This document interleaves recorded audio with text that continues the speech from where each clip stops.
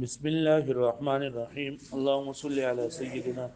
ومولانا محمد وعلى ال سيدنا ومولانا محمد وبارك وسلم وصل عليه رب زدني علما رب اشرح لي صدري ويسر لي امري. نو په تیر سبق کې بنګ د جمعې د مانځه متعلق چې جمعې موږ په کوم ځای کې کیږي او څنګه بکیږي او په کومه طریقه باندې بکیږي سو رکعاته بکیږي او په چا باندې جمعې موږ فرض دی په چا باندې په کوم ځای کې د جمعې موږ صحیح دی نه رسي دا ټول خبرې موږ وکړلې وسدا صلات العیدین دا اخترونو د مانځه ذکر دی اخترو کې د وړوکی اختر او د لوی اختر کې د اختر په ورځ باندې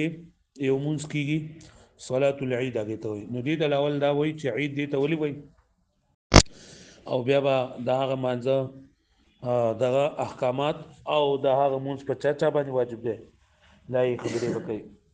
وایي چې صلات العیدین د اخترونو مونږ العید مشتق من العود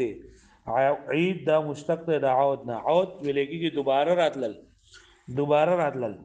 نو دې ته عود ولي وای عید ورته ولي وای اما لتکرره كل عام یا خدا چې دا هر کال بار بار راځي او لعود السرور بعوده او یادا چې د دې وجنات ته عید وای چې د دې پر اتللو باندې خوشحالي را واپس کیږي د اختر پر اتللو باندې خوشحالي را واپس کیږي وسمي عيدا او دي عيد ویلګي لان الله تبارك وتعالى عاد فيه على عباده عوائد الاحسان چې په دې کې الله تبارک وتعالى په خپل بندګانو باندې د احسانات او هغه ورود کوي احسانات د الله تعالی راو بس کیږي په بندګانو باندې زکه دي تعید وي په شو باندې معنی عید مشتق د عود ویلګي راو بس کېدل یا خدا چې دا هر کال دوباره راځي او یادا چې اختر راځي نه ران سره خوشاله را واپس کوي او بل دې ته ایت کوي چې الله تعالی احسانات په بندګانو باندې درا واپس کوي دلیل مشروعیتها وې د اختر د مانزه د جایز کېدو دلیل مشروعیت صلاه العیدین بالکتاب والسنه د قران او د حدیث نه د اخترونو د مانزه جایز کېدلو دلیل اما الكتاب فقوله تعالی فصل لربک وې دا الله تعالی په کتاب کې الله تعالی فرمایي فصل لربک چې ته مونږ کوا د خپل رب د پاره ون حر او قرباني کوو قرباني دا دغه لپاره د اضحیه لپاره او فصل لربک دینه مراد د اختر مونږ ده واما السنه او دا حدیثنا فقول علیه الصلاۃ والسلام ما رواه ابو داود هغه چې روایت کړی امام ابو داود رحمت الله علیه فی سننه خپل سنن کې سنن دا حدیث کتاب دی دا سنن ابو داود انه قال چا فرمای قدم النبي صلی الله علیه وسلم المدینه پیغمبر صلی الله علیه وسلم مدینه منوره ته تشریف راوړو ولهم یومان یلعبون فیهما او د دې مدینه منوره د خلکو یو دوه ورځې وي چې دوی په باغی کې لبه به کولې نشانه بازی به کوله غش به وشتلو فقال پیغمبر صلی الله علیه وسلم فرمایل ما هذان اليومان یعنی دا دوه ورځې ولې دي یعنی په دې دوه ورځو کې تاسو ولې دا خوشاله یاري کوئ ولې په دې دوه ورځو کې تاسو دا کوئ نيزي ولې دا ناوي كنا نلعب فيهما في الجاهليه چې موږ په دې ورځو کې په جاهلیت په زمانه کې موږ په دې ورځو باندې لبي کولې نو اوس موږ هم په دې ورځ باندې لبي کوو فقال رسول الله صلى الله عليه وسلم وفرمای ورته قد ابدلكم الله بهما خيرا منهما فدای سره الله تعالی تاسو د پاره د دې ورځو نه بهتر ورځو سره دا ورځ بدل کړي ان تاسو الله پاک د دې ورځو نه بهتري ورځې درکړي چې تاسو د خوشاله ورځې دي یا کې کمی یوم الاضحى او یوم الفطر یو د وړوکی اختر ورځ یو د لوی اختر ورځ دې ورځ باندې تاسو خوشالي کوئ احکام العیدین د اخترونو احکام صلاه العیدین واجبه د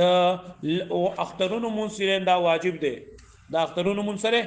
واجب دی او اخترونو منصوره کاته کله به کولای کیږي په کومه طریقه باندې به کولای کیږي نو هي رکعتان جهریتان دا دوه رکعات مونږ دي چې جهری وي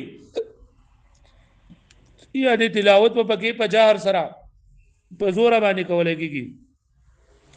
کله به کولای کیږي تصلى بعد ارتفاع الشمس قدر رمح په هغه وخت به کولای کیږي چې کله نور را وکیږي نور چې په مقدار د یو نیزه باندې یعنی د اشراق ټیم وشي د اشراق د ټیم نه وروستو د انور یو نیزه پورې چې دا اوچ شي نیزه لکه په عربو کې بل دا وکنه چې دغه شی بهشتونو نیزه نو چې نیوی نیزه پورې دا انور اوچ شي یعنی د چاش دا ټیم چې ساق دا ټیم نو په دغه ټیم کې بکې وفيها تکبیرات تسمات بتکبیر زوائد تکبیرات زوائد او د اختر په منځونو کې تکبیرات ویل کېږي زائد تکبیرات چې دې تکبیرات زوائد وایي دا سو تکبیر دي شپږ تکبیر دي ثلاثه فی الركعه الاولى بعد الثناء فلاولنی رکعت کې درې تکبیرات د ثنا نه ورستو دي وثلاث فی الركعه الثانيه قبل الركوع او په دویم رکعت کې د رکوع نه مخکې درې تکبیر دي وتلقى الخطبه بعد الصلاه او ویلېږي په خطبه د مانځنه ورستو نه د اختر مونږ دا واجب دی د اختر مونږ بکله کوي چې دا نور چې دا یوی نيزي پوری شي مطلب یې د ساق په وخت باندې به کوي او بدی کې چې تکبیرات یا تکبیرات او تسوي تکبیرات زوائد سو تکبیرات دي شپږ په لولنی رکعت کې درې رکعات د درې تکبیرات په کم ځای کې به وایو سنا نه بعد او په دویم رکعت کې سو تکبیرات دي درې چې کله به لګيږي ها بیا وایي علا من تجب صلاه العيدين دا اختر د مونږ په چا باندې لازم دی دا اختر د مونږ په چا باندې واجب دی نو لا تجب صلاه العيدين الا على الذي تجب عليه الجمعه دا اختر مونږ لازم نه مگر په هغه چا باندې په چا باندې چې جمعه لازم ده یعنی جمعه په چا باندې لازم ده په آزاد باندې په عاقل باندې په بالغ باندې په چې قیدی نه وي او په خار کې وي یا فینای خار کې وي نو د اي کسان د پاره جمعه ده نو بای کسانو باندې با اختر مزومي فتجب صلاه العيدين نو واجب ده د اخترونو منځو على الرجل پسړی باندې داسې سړی الصحيح چې صحیح وي یعنی بیمارو نوي الحر او سوي آزاد وي یعنی غلام نوي المقيم مقيم یعنی مسافر نوي البصير چې لیدونکي وي اړونو نوي او المأمون چې اسوي په امن باندې وي یعنی به ام کبار ورته دشمن ولاړ یا دغه بیا بنشته اذا كان قادرا على المشي او د دې سره داوم د چې په تلو باندې سوي یعنی کوس دې سوي چې لکه خپې شلې وي یا نه چود لنه بیا ولا تجب صلاه العيدين على المراه دا اختر منځ واجب نه پچا باندې پځانانه باندې والمريض او پسمانه والمسافر والرقيق او پسمانه وغلام باندې رقيق معنی سره والمسافر او پسمانه والاعمى او پلون باندې والخائف او پسمانه وكذا لا تجب صلاه العيدين او دا رنګ د اخترونو منځ لازم نه على الذي لا يقدر على المشي فاکس باندې قدرت نه لري پتلو باندې یعنی د دغه صورت وي شل نشتله یا پخپو کې بل څه تکلیف ده نشتله الذي لا تجب عليه صلاه العيدين آیا کسان چې د اختر مونږ پینشته ده او اذا صلاها مع الناس کله د خلکو سره د اختر مونږ کو جاءت صلاته مونږ جایز ده مطلب مسافر باندې نشته ده او مسافر وای چې راشه وک مونږ کو جو صحیح ده یا دغه شانتي په بیمار باندې نشته ده او کوي کو جو صحیح ده په شل باندې نشته ده او کوي کو جو صحیح ده لکه پوښتنه مې معنی شروط صحت صلاه العيدين د اختر منځ د صحیح کېدو د پاره شرایط د اختر منځ په څه کې شي کېږي ویلا تصيح صلاه العيدين نه صحیح کېږي د اخترونو منځ الا اذا اجتمعت الشروط الاتيه تلاراتلون کې شرایط راجم شي